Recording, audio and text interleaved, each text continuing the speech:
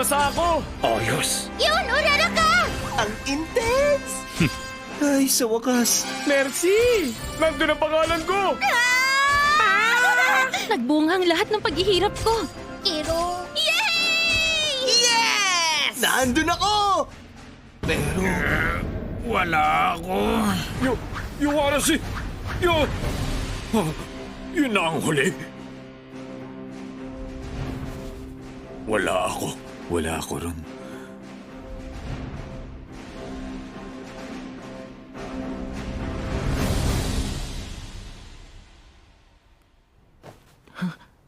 Todoroki. Todoroki!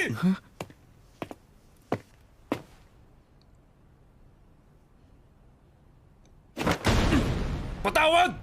Alam kong ako ang dahilan kung bakit hindi ka pumasa! Pati maliit na bagay, pinalaki ko! Sorry! Kahit anong gawin ko, dahil siya ang ama ko, dadalhin ko ang pabigat na yun habang nagsasanay ako. Ako ang may kasalanan kaya nangyari to, hindi ikaw. Pero! Salamat sa pagiging prangka mo sa akin dahil sa'yo may na-realize ako. Hindi nakapasa si Todoroki? kung ganun hindi pumasa yung top 2 sa class natin. O teka lang, ingat kayo! Baka may makarinig sa inyo! Pag di ka tumahimik, tudurugin kita! Hindi pumasa ang top 2 sa class natin kasi pinairal nilang dalawa ang kayabangan at katigasan ng ulo nila. Mukhang baliktad na ang mundo ngayon! Todoroki. Paano na siya ngayon? Okay, bibigyan namin kayo ng printed result. Nakalagay sa dokumentong yan lahat ng detalye, kaya dapat basahin niyo yan ng mabuti. Kirishima, Maraming salamat. bigyan niyo ako ng lisensya. Hindi yun basta-basta lang hinihingi. Ipakita mo na sa akin! Teka lang, hindi ko pa tapos basahin! 50 ang passing score sa exam. Nandyan ang grade nyo base sa performance nyo. Nakasulat din dyan sa result ang mga dahilan kung bakit kayo nabawasan ng points sa exam. 61 points ako. Muntik na ako. 84 ang score ko. Ang husay ko, di ba? Hindi lang halata na isa ako sa mga galing. Wow, grabe ka! 94 ang score mo! Ida, anong nakuha mong score? Naka 80 points ako. Mukhang kailangan ko pa rin i-improve ang paggamit ko sa quirk ko. Ikaw, Midoriya. 71 ang nakuha ko. Sabi dito, nabawasan ako ng points hindi dahil sa mali ko, kundi dahil sa pag-aalangan ko bago ako nagdesisyon. Maraming salamat sa organizers. Alam na natin kung saan tayo dapat mag-improve.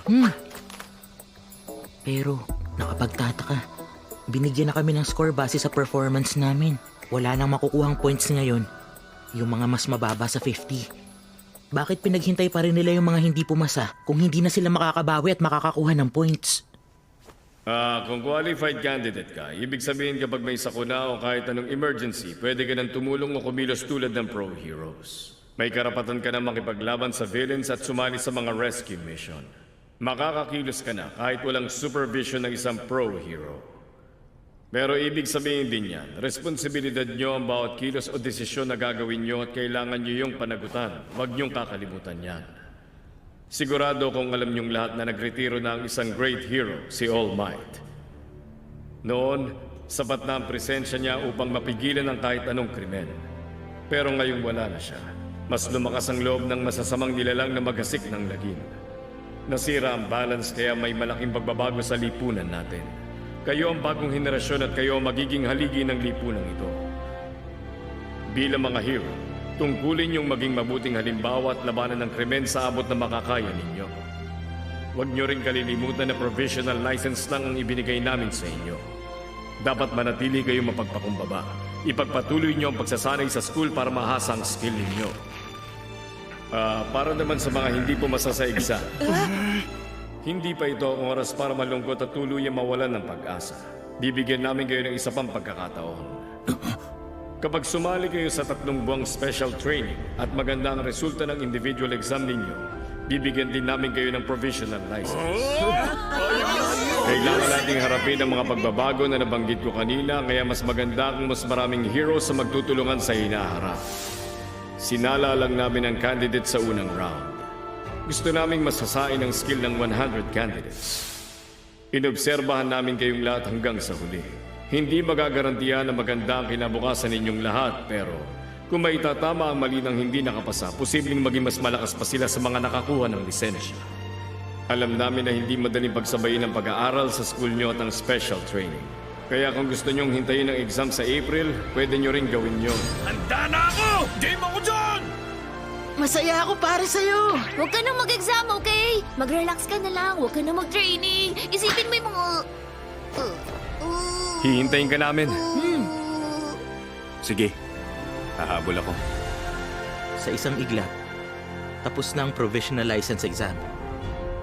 Nakaisang hakbang na kami papunta sa goal naming maging hero. Umiiyak ka ba, Deku? Naku, hindi naman. Ano lang kasi, iniisip ko yung mga tumulong sa akin at yung mga tao na naabala ko bago mag-exam. Kaya, hindi ko maipaliwanag pero pakiramdam ko napakalaking progress na to. Sobrang saya ko talaga. Magsisend ako ng picture kay Mama, pati na rin kay All Might.